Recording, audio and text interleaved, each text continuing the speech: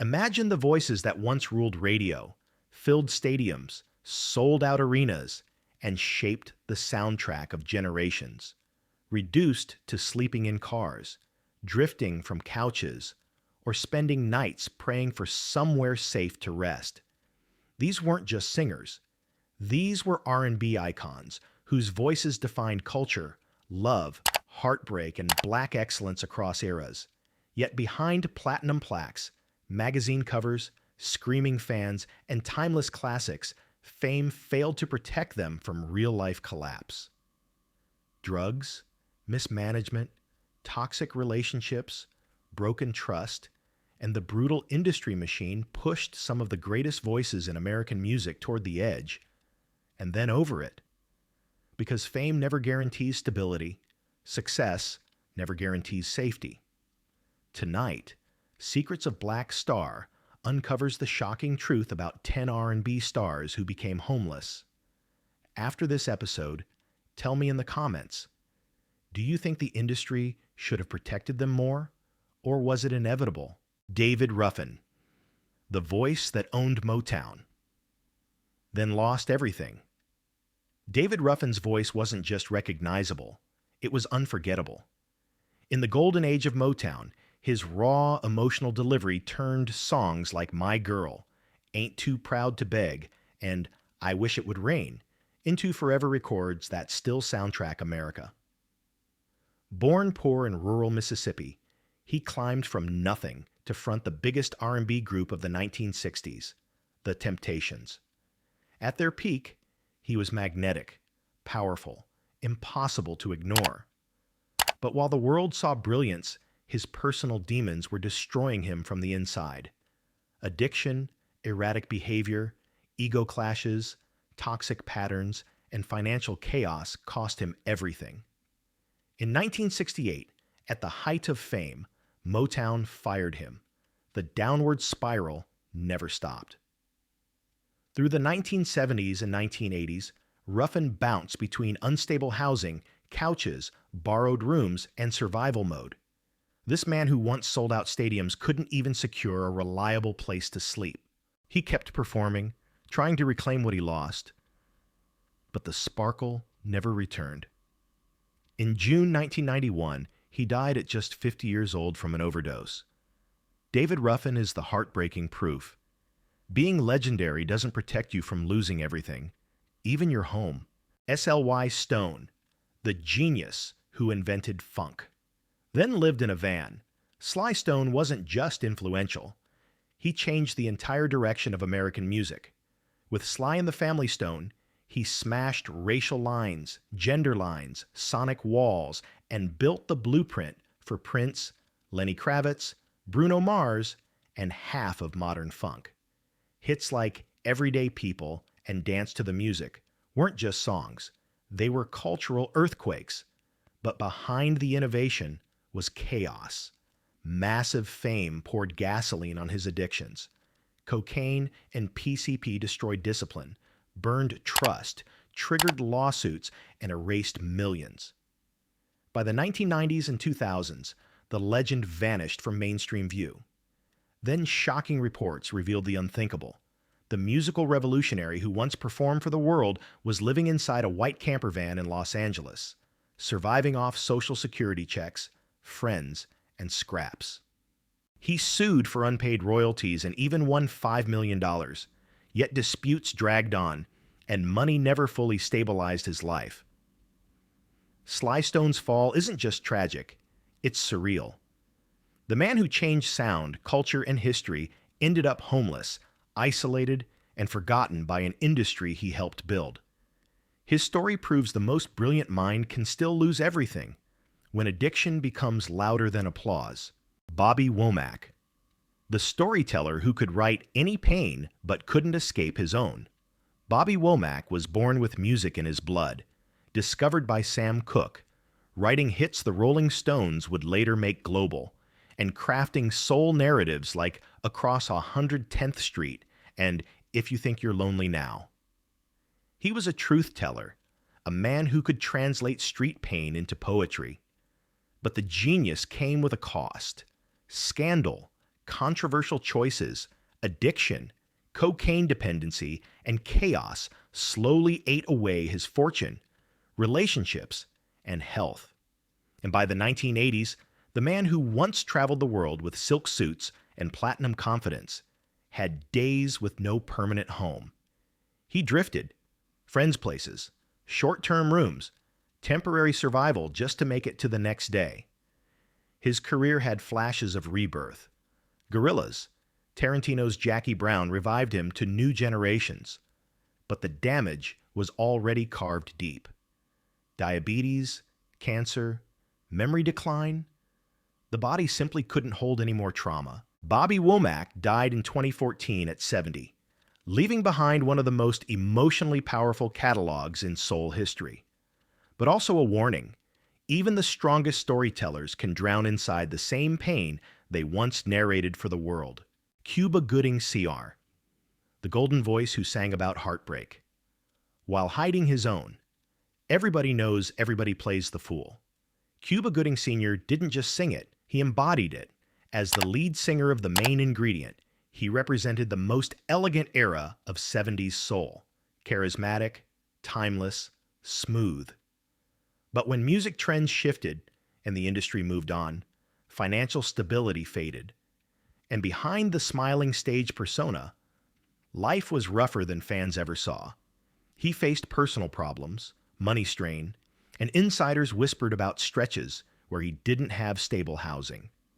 Not sleeping on sidewalks, but floating, drifting, surviving through temporary living and instability.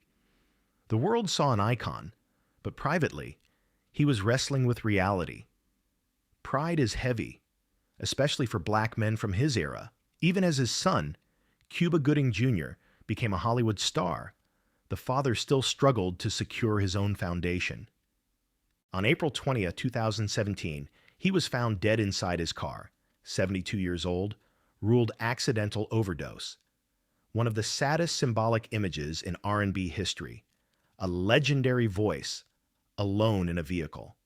Cuba Gooding Sr.'s life reminds us that even classic artists can slowly fade into instability while the world continues singing their songs. Chico DeBarge, the star who kept rising. But his demons kept pulling him back down. Chico DeBarge had everything needed to become a dominant force in late 80s and 90s. R&B, talent, lineage, charisma, and a breakout hit with Talk to Me.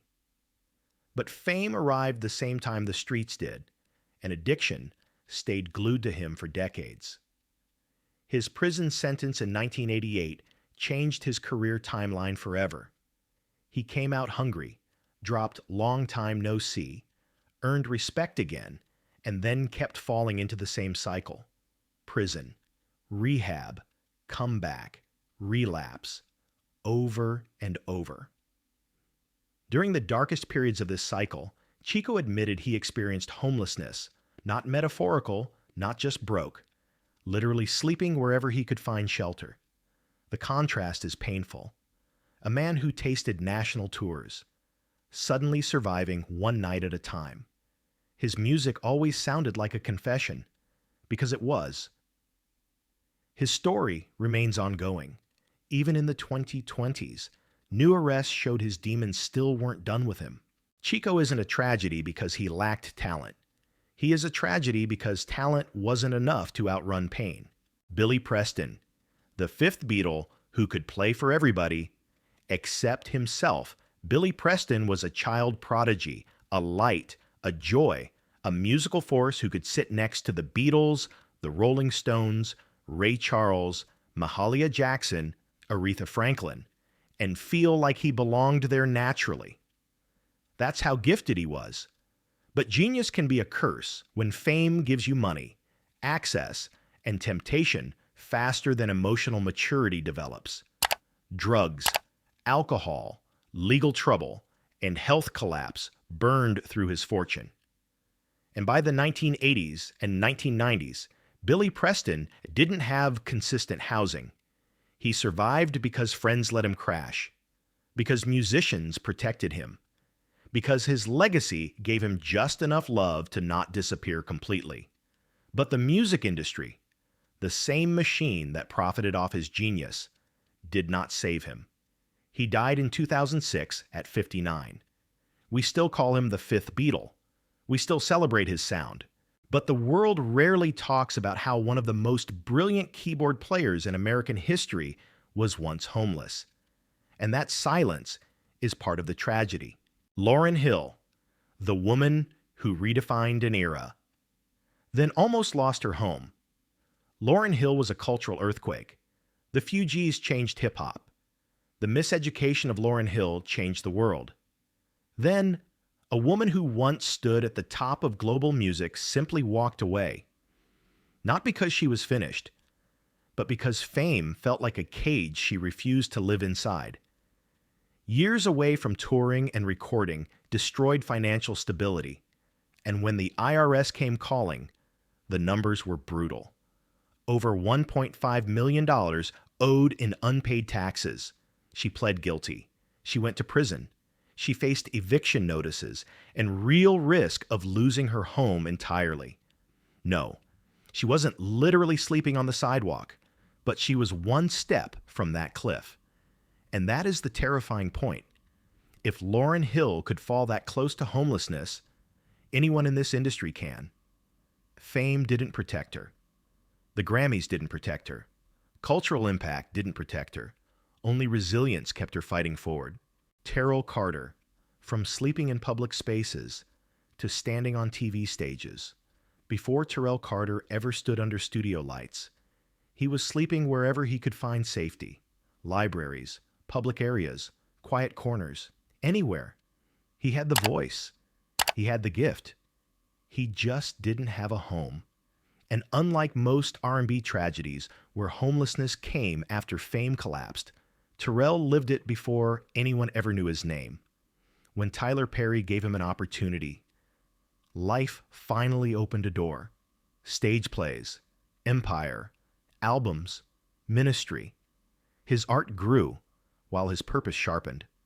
Terrell didn't try to erase his past. He weaponized it. He built advocacy around it.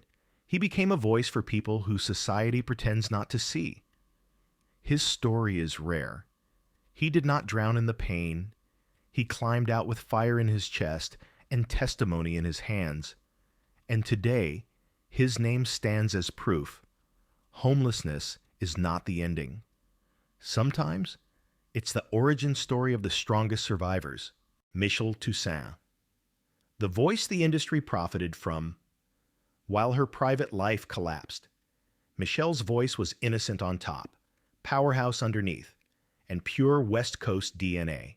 The music world crowned her the first lady of ruthless records. Platinum success, big hits, cultural moment. But behind the music was hell, abuse, violence, control, scars that weren't just emotional, but physical, broken bones, black eyes, silence. When she tried to escape, she often had nowhere stable to go. Homelessness for Michelle wasn't a drug collapse. It was a survival collapse, the kind the industry almost never acknowledges for women. Her Lifetime biopic Surviving Compton forced the world to confront what her smiling 90s interviews never showed. And for millions of women around the world, Michelle became the evidence that sometimes the most dangerous homelessness is inside the home before you physically lose it. She survived what kills countless women. And she still sings. Fame is temporary. Awards fade. Record sales fade. The spotlight eventually moves to somebody else. But homelessness is real, and it can hit legends just as fast as it hits ordinary people. These 10 R&B icons shaped culture, influenced generations, and gave the world songs that still live forever. Yet even they could not escape addiction, mismanagement, trauma, exploitation, and the brutal truth that fame does not equal protection. Their stories force us to confront an uncomfortable question. Who failed them? Was it the industry? Was it the world around them? Or was it their own personal battles? Maybe the answer is not one side. Maybe it's all of it. If these legends can fall this hard, then the conversation can't just end here. It must change how we see artists, how we value mental health, and how we define success. Tell us in the comments, who deserves accountability the most?